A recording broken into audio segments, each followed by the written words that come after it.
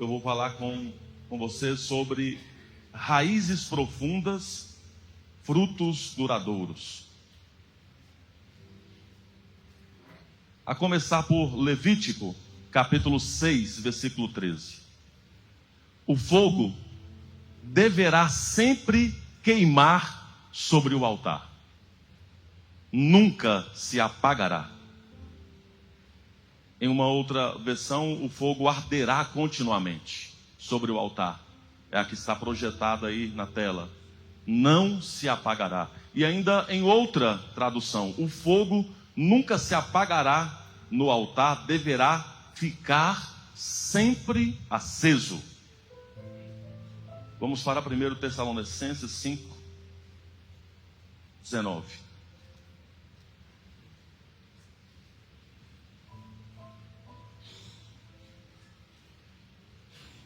Não extingais o espírito, ou apagueis o espírito, ou, na tradução da linguagem de hoje, não atrapalhem a ação do Espírito Santo. Queridos, vamos começar por Levítico. Levítico é um chamado à santidade. Esse livro, ele é bem mais entendido quando lemos juntamente com Hebreus. Fica bem mais claro quando você lê o livro de Levítico. E ele carrega uma referência. Qual é a referência de Levítico? É a tribo de Levi, uma das 12 tribos de Israel. E a tradução desse livro seria: ele chamou. É a primeira expressão do livro, capítulo 1, versículo 1.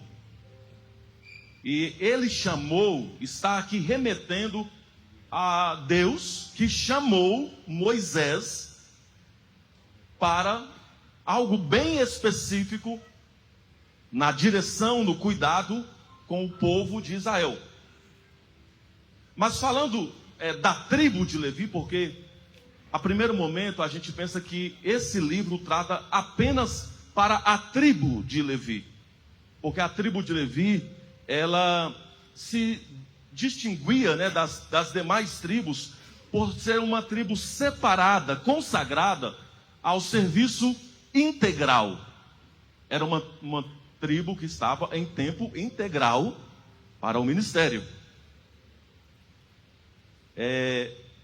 Ou seja, eles eram dedicados, ao serviço sacerdotal, ao cuidado no culto do tabernáculo. Esses eram os levitas do Antigo Testamento, da tribo de Levi.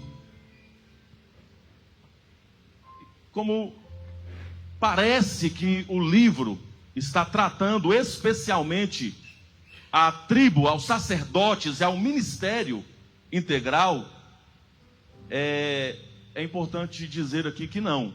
O livro não é especialmente para isso, é também para isso. Levítico é muito mais do que apenas um manual do sacerdote, um manual sacerdotal. Não, Levítico é um livro que trata de adoração, de santidade, que devem ser marcas do povo de Deus. Ou seja, Levítico, sabe o que Levítico trata? De raízes. É sobre isso o assunto do livro. Não é apenas orientar sacerdotes, mas é a vida consagrada do povo de Deus. Deus se revela santo e exigindo também santidade de todo o seu povo em todas as áreas da sua vida. E nós lemos aqui apenas um versículo, que é foi o versículo 13. E a primeira palavra que aparece é o fogo. O fogo deverá sempre queimar sobre o altar e nunca se apagará. Nesse contexto do próprio livro, o fogo aqui está simbolizando a presença de Deus. É isso que representa o fogo, é o poder e a pureza da presença de Deus. É a manifestação de Deus que consome ali o sacrifício, purifica o povo, julga o pecado. E, na verdade, em vários outros momentos também do próprio Antigo Testamento, o fogo vem aparecendo com esse mesmo sentido da presença de Deus, né? Há exemplo do Êxodo, que tem várias aparições assim, a começar lá na sarça ardente, onde Deus tem um encontro com Moisés. Depois no Sinai, Deus se revelou por meio do fogo, e todo esse fogo, nesse contexto, expressando a glória, a santidade, a presença de Deus, que não pode ser ignorada. Não é um simples detalhe, na verdade é a vida que Deus quer para o seu povo.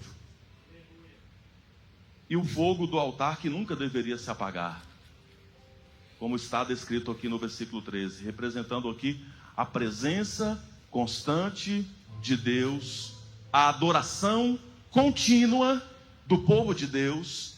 Era para que ficasse bem claro que o povo precisava de comunhão com o Senhor, e essa comunhão não deveria ser pontual, deveria ser permanente. É algo interessante que aqui no próprio contexto de Levítico nós vamos entender que o fogo lá não foi iniciado, não foi aceso por mãos humanas. Não foi. O fogo ele veio do próprio céu. Deus deu orientações a Moisés, e Moisés foi seguindo todas as orientações ali à risca. Todas as instruções sobre sacrifício, sobre a organização do templo, sobre as ofertas, sobre o serviço sacerdotal. Arão e os seus filhos foram consagrados para o ministério.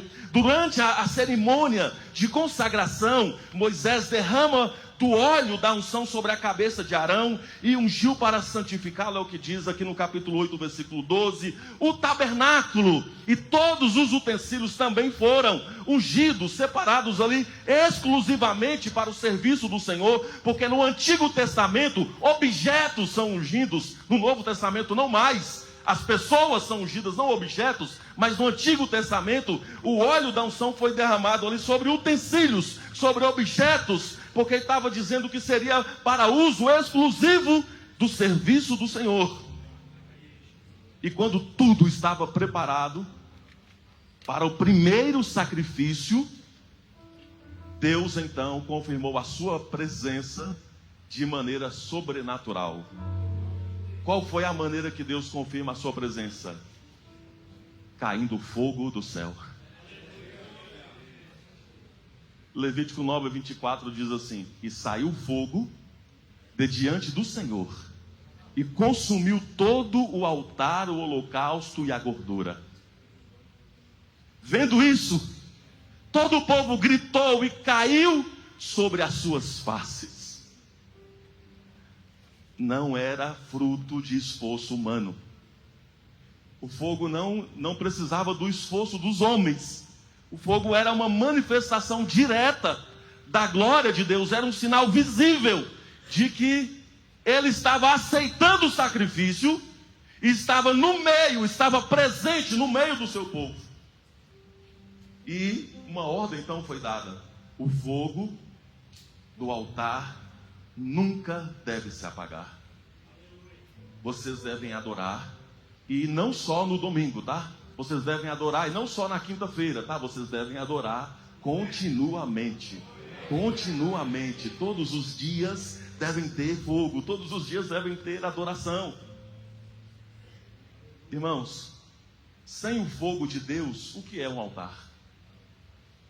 Responda aí: sem o fogo de Deus, o que é um altar? Não é nada. Não é nada. É uma estrutura vazia.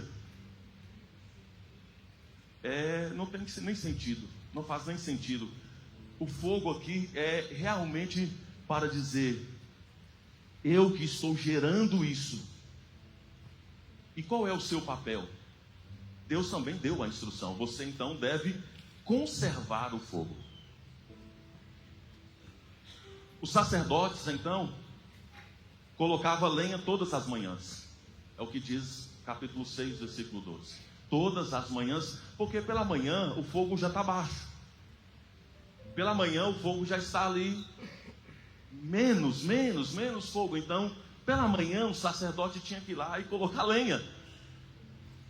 Só que mais do que isso, não era só colocar lenha, porque se você coloca lenha e não tira cinza, você tem, em pouco tempo, você tem um grande problema. Você tem que colocar lenha, mas também tem que tirar a sujeira.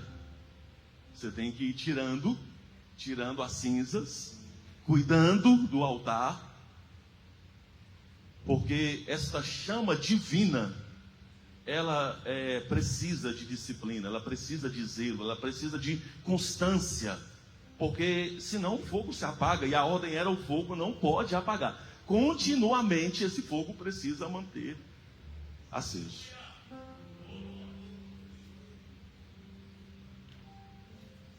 Aí então, nós precisamos entender isso agora numa nova aliança.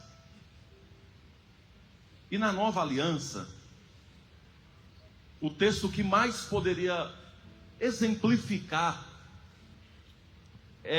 o fogo contínuo foi o que nós lemos, 1 Tessalonicenses 5,19.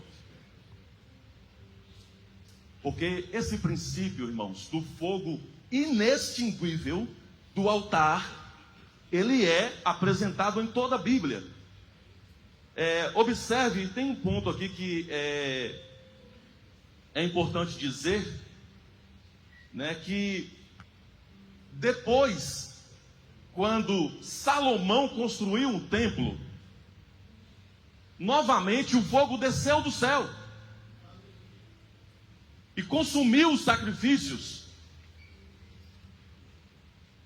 Então veja que realmente Deus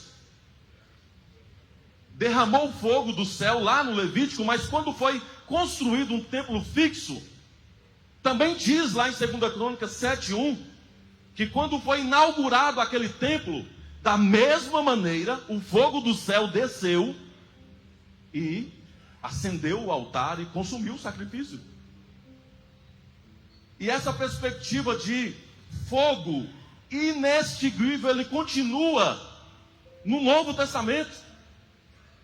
Inclusive, é a mesma expressão que se usa aqui, que o apóstolo Paulo usa aqui, porque Paulo, sendo um judeu, um homem que conhece muito bem a manifestação de Deus na história do povo de Israel, ele estava provavelmente em mente exatamente essa questão do Levítico, quando ele diz: olha, não apagueis o Espírito, não extinguais o Espírito, não atrapalhem a ação do Espírito Santo, porque o fogo precisa consumir ainda de dia e de noite.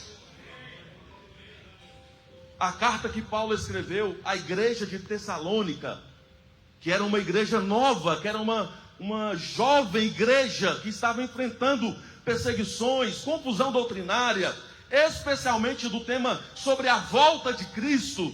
E esses novos crentes que estavam ali na cidade de Tessalônica viviam num ambiente pagão, hostil, precisavam viver de qual maneira? De qual maneira nós vivemos em um ambiente hostil? De qual maneira que nós vivemos em um ambiente de enfrentamento, de perseguição? Paulo está dizendo, Deus está dizendo, vocês precisam viver guiados pelo Espírito Santo. Vocês precisam ter raízes, porque senão a tempestade que está dando aqui derruba vocês. Se vocês não tiverem firmeza, vocês vão cair.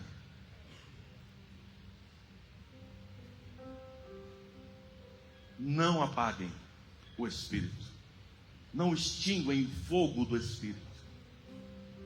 É a metáfora que Paulo usa para mostrar que agora o fogo que não pode apagar é o Espírito Santo, porque já tinha inclusive usado esse mesmo conceito lá no Pentecoste, quando o Espírito Santo derramou e se viram línguas repartidas como de fogo. O Espírito Santo. não apaguem, não resistam, não desprezem, não sufoquem a ação do Espírito Santo. Aqui, para a igreja de Tessalônica é o mesmo conceito para nós, né? Porque alguns crentes estavam ali reprimindo as manifestações espirituais, principalmente no que diz respeito ao culto, a questão do entusiasmo, da manifestação do Espírito Santo. Mas talvez por medo ali de excessos ou de falsos ensinos, Paulo orienta: não apaguem o Espírito, ou seja, não desprezem o mover genuíno, o fogo genuíno do Espírito de Deus. Provem todas as coisas, ou seja, examinem as coisas. Ele está encontrando aqui uma harmonia, ou seja, não entrem num fanatismo, mas também não entrem numa frieza espiritual. O equilíbrio é discernir, conservar o fogo do Espírito, permitir que o Espírito Santo continue agindo com liberdade. Queridos irmãos, o Espírito é o fogo que mantém viva a fé. O Espírito é a presença de Deus que continuamente deve arder no nosso coração. A igreja é chamada a manter o altar aceso, o fogo ardendo continuamente. Eu vejo que o desafio para nós, igreja, hoje é o mesmo desafio dado aos sacerdotes do passado, à igreja de Tessalônica do passado. É não deixar apagar esse fogo, porque o fogo do Espírito que deve arder em nós, em santidade, em fervor, em paixão, deve realmente encontrar em cada um de nós o altar interior, submisso à vontade de Deus. E aqui então, eu chego nesse ponto, esse é o ponto aonde eu quero chegar, sobre as raízes e os frutos que o fogo contínuo, que a presença contínua de Deus pode produzir a cada dia em nós. Porque já foi inclusive dito aqui, a árvore ela não está preocupada necessariamente em frutificar. Se ela estiver saudável, ela vai dar frutos. E Jesus declarou que não foi nós que escolhemos Ele, foi Ele que escolheu nós. E Ele escolheu e nos designou para que possamos ir e dar frutos. E frutos que permaneçam. Só que, interessante, às vezes nós citamos versículos, né? Só que o entendimento de João, capítulo 15, ele não pode ser entendido isolado, ele está dentro de um contexto. Jesus está dizendo assim: olha, eu escolhi vocês para que vocês deem frutos, e frutos que permaneçam. Mas se você continua lendo, ele está dizendo como que isso vai acontecer. Ele está dizendo: olha, não vai ser pelas suas ideias, não vai ser pelas suas estratégias, não vai ser pelo algo que você pode fazer, não. Continua, eu tenho algo para concluir com você dentro desse assunto. O fruto que permanece, ele vai avançar o assunto. E se nós continuarmos lendo aqui, a partir inclusive do capítulo 16, Jesus vai deixar bem claro, ele revela que isso aconteceria por meio da ação do Espírito Santo de Deus. Não é pela sua força, não é pelos seus diplomas, não é pela sua estratégia, tem que ser pela ação do Espírito Santo de Deus. Caso contrário, nós não vamos frutificar para permanecer, por meio do Espírito, que é a chama viva da presença de Deus em nós. Então, antes de uma árvore frutificar, ela nem está preocupada em frutificar, ela vai se enraizando. Ela primeiro tem que ir se enraizando. E para que essas raízes cresçam com firmeza, ela está plantada em terra boa. Tem que estar plantada em terra boa, senão... Essa é a cultura, inclusive, né? A palavra cultura significa isso. Terra boa para cultivar. Então nós estamos aqui, pastores do Brasil inteiro. Lá na sua cidade, é terra boa para cultivar o quê? Geralmente tem isso, né? Forte, não, aqui é a cultura da laranja, aqui é a cultura do trigo, aqui é do arroz, aqui... E a terra vai frutificando. Dependendo do lugar, alguém vai dizer, não, aqui não dá maçã, aqui não dá uva, a terra aqui não tem como produzir.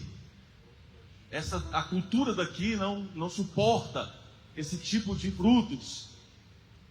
Mas a árvore não está nem preocupada em frutificar, ela quer ser saudável. Ela quer encontrar terra boa para se enraizar.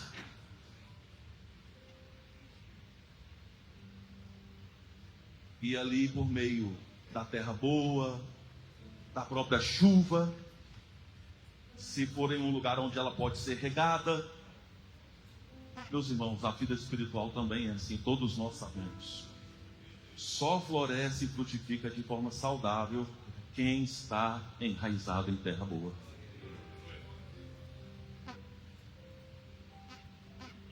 E Jesus disse, o fundamento eu já lancei. Eu sou o lugar aonde a sua vida vai ser construída. Não há terra melhor do que essa. Raízes. Raízes aqui significa a própria devoção. Tanto lá no Levítico, porque Deus espera a devoção do seu povo. Deus nos criou para o relacionamento com Ele, para que nós possamos desfrutar da sua presença. Então as raízes é a própria devoção, aquilo que fazemos no secreto, mas fazemos diante de Deus. É na intimidade com Ele que a fé vai se fortalecendo, o caráter é moldado. Irmãos, todos nós aqui sabemos, né? O que nós fazemos escondido é mais importante do que nós fazemos em público. Todos nós aqui sabemos. O que você faz escondido é mais importante.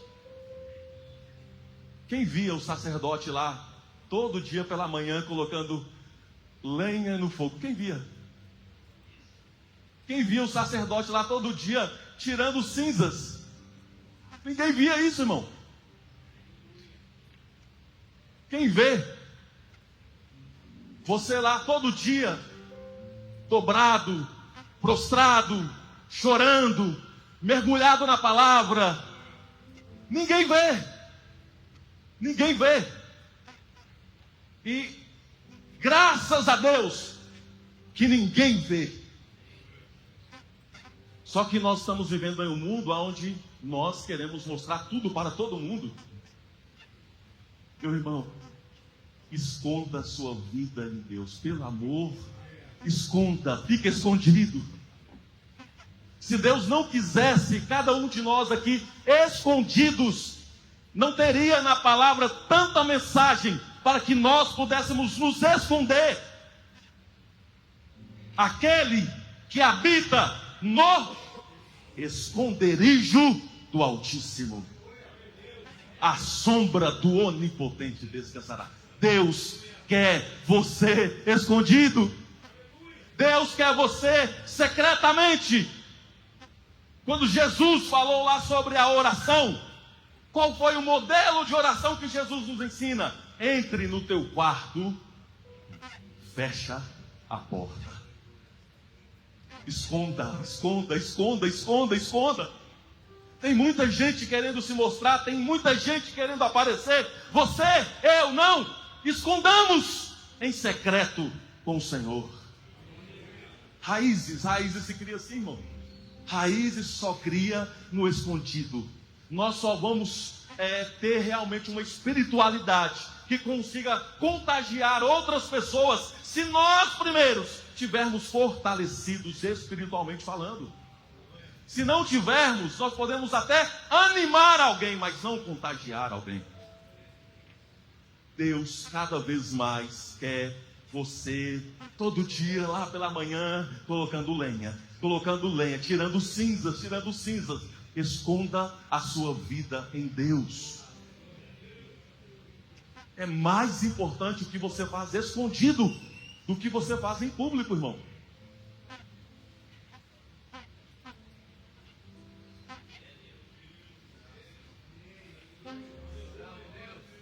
Sabe que quando Jesus falou lá sobre entra no seu quarto e fecha a porta,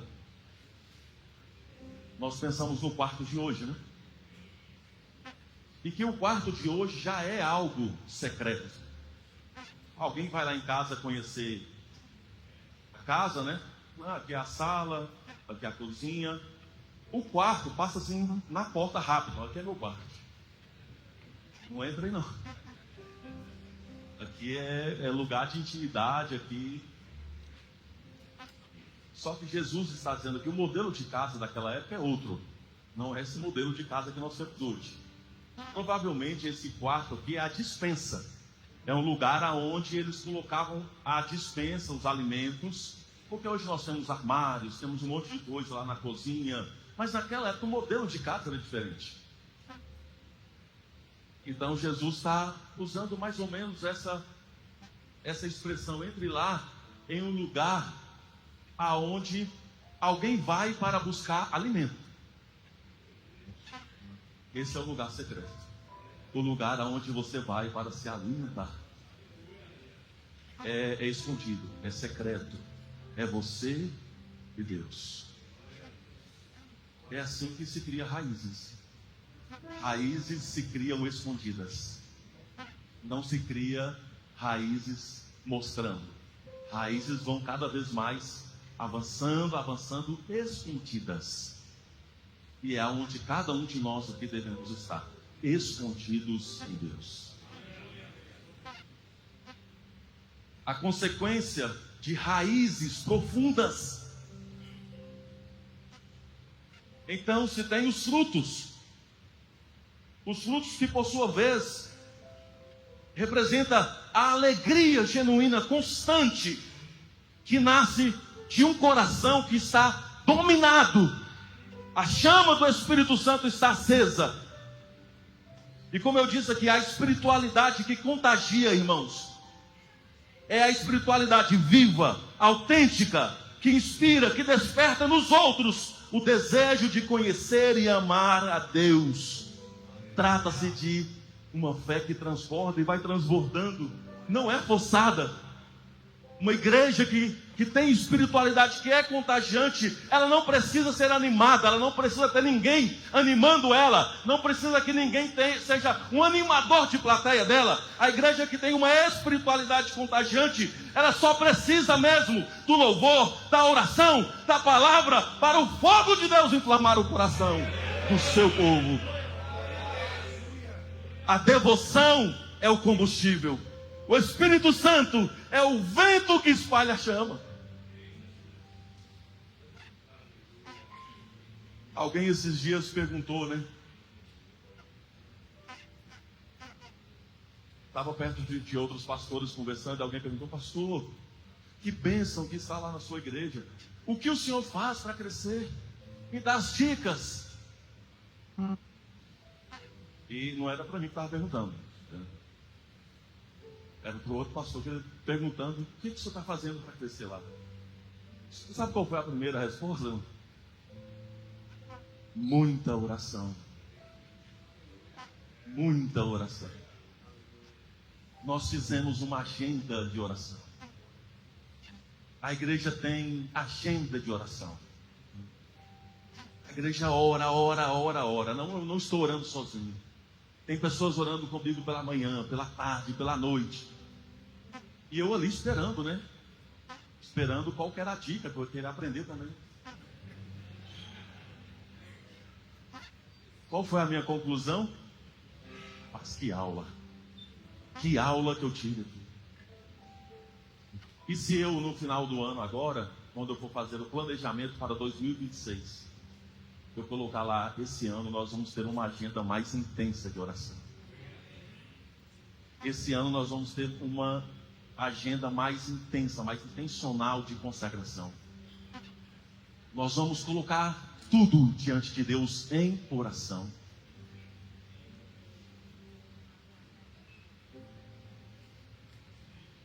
Queridos irmãos,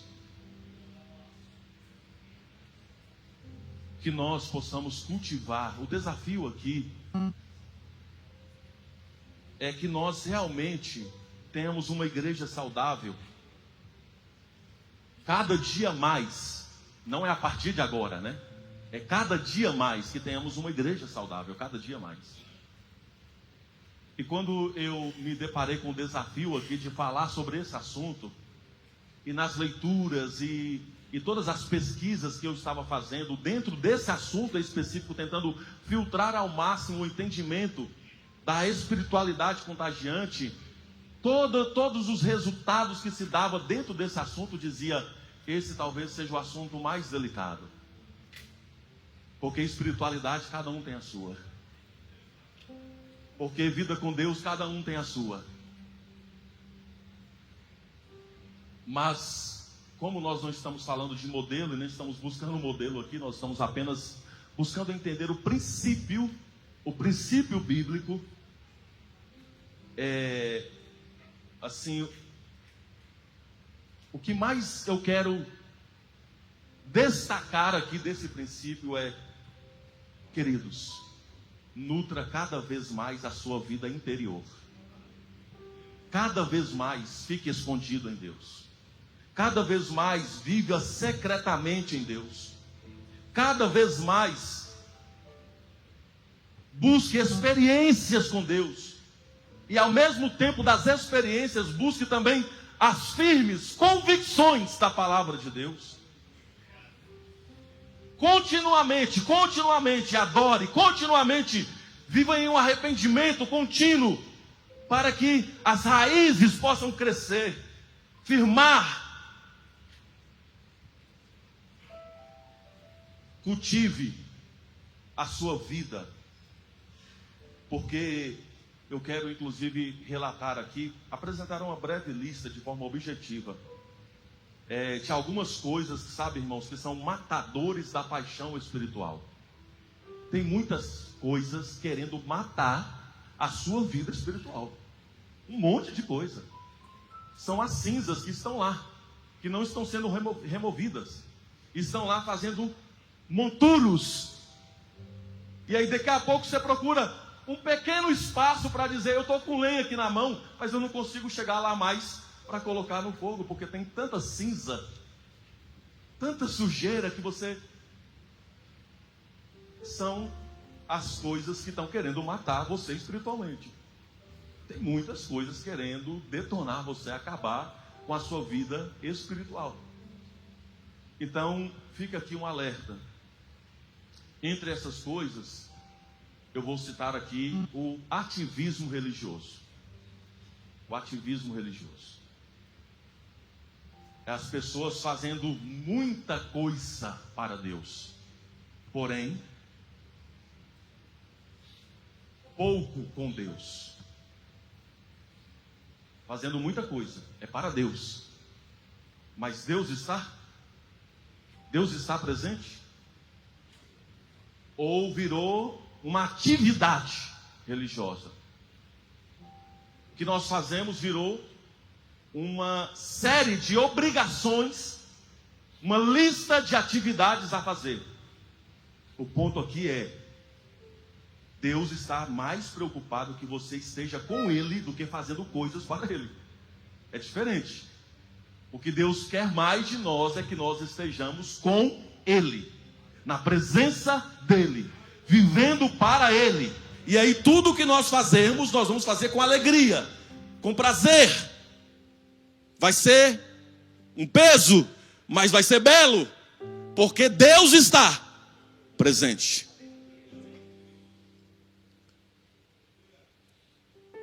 Outro matador da paixão espiritual. Outra coisa que pode matar a sua paixão, a sua empolgação, a sua alegria espiritual, é a rotina sem renovação. É quando os rituais, eles substituem a comunhão viva. É aquele negócio de você estar tão acostumado, tão familiarizado, tão numa rotina, que aquilo virou um ritual. Mas o que Deus quer? Deus quer rituais? Deus não quer rituais, Deus quer comunhão. Deus quer comunhão viva com o seu povo, Ele não quer rituais. Sabe, irmão, se Deus quisesse rituais, até hoje nós estávamos sacrificando animais. Até hoje, se Deus quisesse rituais, nós não viríamos para o congresso de renovação ministerial. Cada um de nós deveríamos vir trazendo um boi, um carneiro,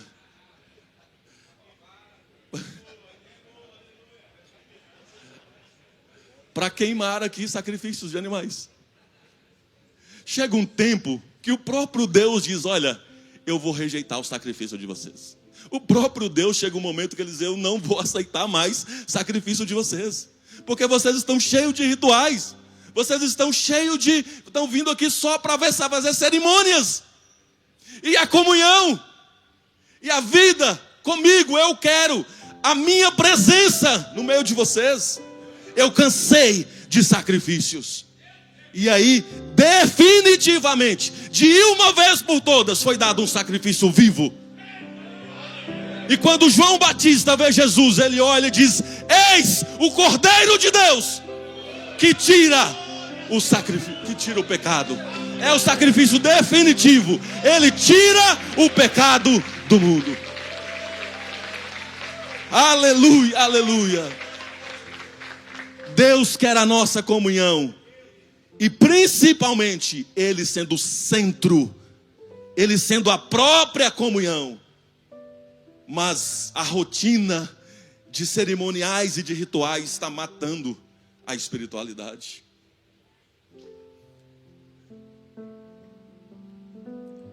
Terceiro matador de paixão espiritual: o foco em outras coisas que não seja a oração e a palavra. Irmãos, vocês viram quando os apóstolos perceberam que estava sendo pesado demais para eles atenderem as viúvas, e então eles falaram: vamos separar aqui homens que cuidam das mesas, e nós vamos cuidar da oração e a palavra. A palavra que é usada ali, irmãos, é a mesma, diaconia. Enquanto eles cuidam do ministério das mesas, nós cuidamos do ministério da oração e da palavra. É a mesma linguagem bíblica ali. Ministério é a mesma diaconia, é o serviço. A diaconia que Deus deu para nós não é mais importante do que qualquer outra diaconia. Mas o que importa é que nós dediquemos a oração e a palavra.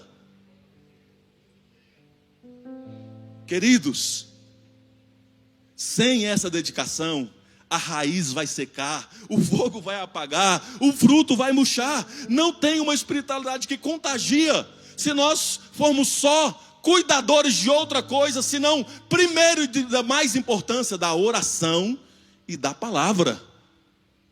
Homens que oram, leem a Bíblia, meditam na palavra, meditam,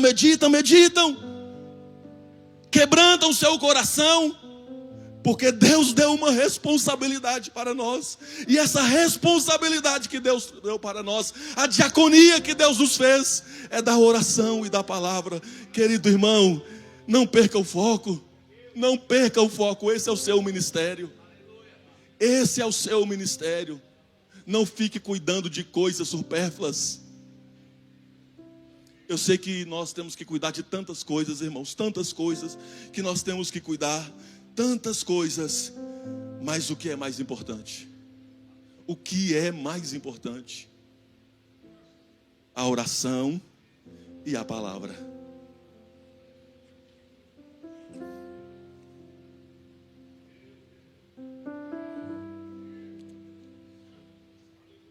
Além disso,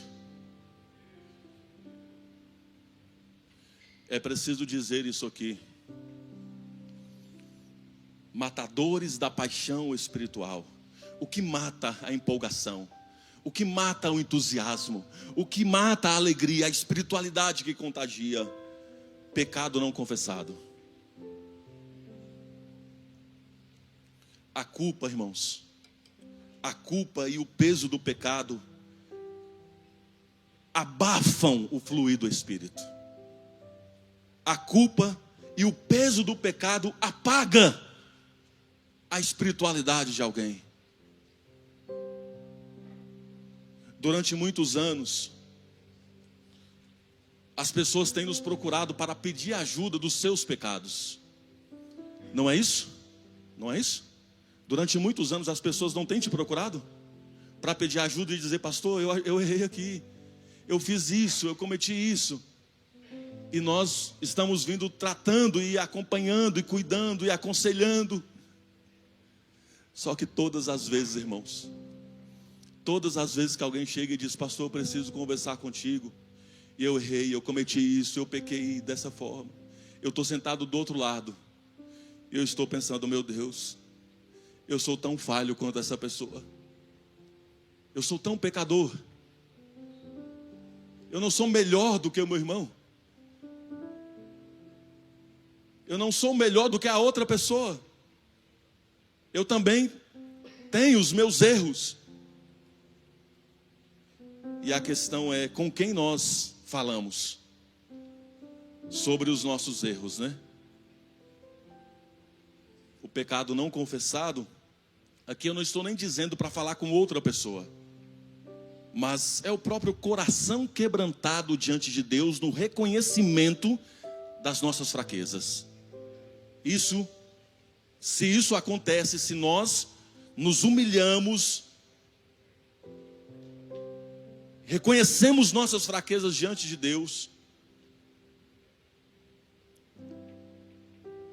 nós não seremos mortos espiritualmente falando. E ainda uma outra matadora aqui de paixão espiritual, que é a crítica. A crítica e a frieza espiritual. É porque quando o coração endurece, ele se torna ali um solo árido, e é incapaz de nutrir vida nova. E isso vai matando o entusiasmo, a empolgação das pessoas. Quando nós nos tornamos então só crítica. Se alguém que for conversar com a gente, é só para criticar outras pessoas, é só para criticar o que está acontecendo, é só para criticar os trabalhos que estão acontecendo. Isso mata qualquer empolgação, qualquer vida espiritual debaixo de uma conversa só de crítica. Irmãos, sabe, a maneira que nós conversamos demonstra muito que tipo de espiritualidade nós temos. Que tipo de espiritualidade nós temos? Alguém certa vez disse que se tirasse o assunto, vamos tirar esse assunto, não existe mais esse assunto, falar mal da vida dos outros, não existe mais. Tem gente que não sabe o que conversar.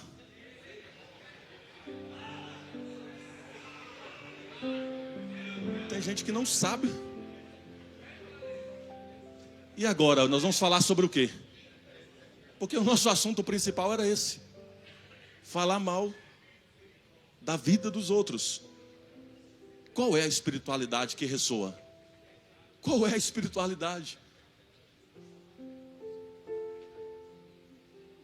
Tem muita coisa querendo matar a sua vida espiritual. Muita coisa. Muita coisa querendo matar a sua empolgação, a sua animação. Mas Deus está nos chamando para uma renovação diária. E o desafio que eu faço aqui, queridos, nessa palavra, o desafio aqui é o seguinte: nós viemos aqui para nos fortalecer. E todas as vezes que eu venho aqui, eu sou de fato renovado. Todas as vezes que eu venho aqui, eu sou de fato, e não é de agora, não é de 3, 4 anos atrás, de 5 não. Eu estou falando todas as vezes que eu vim aqui para um congresso de renovação ministerial, eu saí de fato aqui renovado, buscando mais de Deus, tendo mais força, mais ânimo, mais alegria. Então o desafio aqui é que nós possamos renovar o altar da devoção diária com Deus. Buscar continuamente o enchimento do Espírito Santo. Alimentarmos cada vez mais daquilo que Deus deu para nós, a diaconia, da oração e da palavra. Celebrar a comunhão com alegria e servir a Deus com coração puro. Com coração puro, porque o fogo purifica. Deus não está buscando árvores que possam demonstrar uma beleza. Não, Deus está procurando árvores enraizadas. Uma árvore pode ser só galhos que não tem nenhuma raiz. O que Deus está querendo é nos aprofundar para que possamos sustentar a fé quando o vento soprar. Uma igreja com raízes em Cristo, ela vai produzir frutos duradouros, que impactam gerações. O fogo que Deus acendeu, não foi homens, Deus acendeu, não pode se apagar. Querido pastor, eu faço um apelo para você. Fique em pé comigo. Eu faço um apelo para você. Um novo ano está chegando. 2026 está às portas. Qual é o plano seu para 2026 no campo que você pastoreia? Qual é o plano que você vai apresentar para o conselho do campo? Eu gostaria que você considerasse o que eu acabei de dizer aqui. Irmãos, esse ano nós teremos uma agenda maior de oração. Nós teremos uma agenda maior de consagração. Uma agenda maior de comunhão. Porque a igreja que se reúne nos cultos é apenas um momento, é apenas um ambiente. Mas a igreja que o fogo queima continuamente é a igreja depois do culto. É a igreja que está todos os dias. Eu quero acender aqui com vocês uma lâmpada. Eu quero acender uma luz aqui com vocês. Eu quero que essa luz simbolize uma oração. Qual oração que é? A oração é a seguinte: Senhor, queime em nós com o fogo do Teu Espírito Santo. Senhor, queimar para Ti, esse é o nosso chamado. Senhor, dá-nos raízes profundas, dá-nos frutos duradouros, faz-nos cada dia mais e mais e mais uma igreja de avivamento e de santidade. Queime em nós. Repita comigo: Senhor, queime em nós o fogo do Teu Espírito Santo.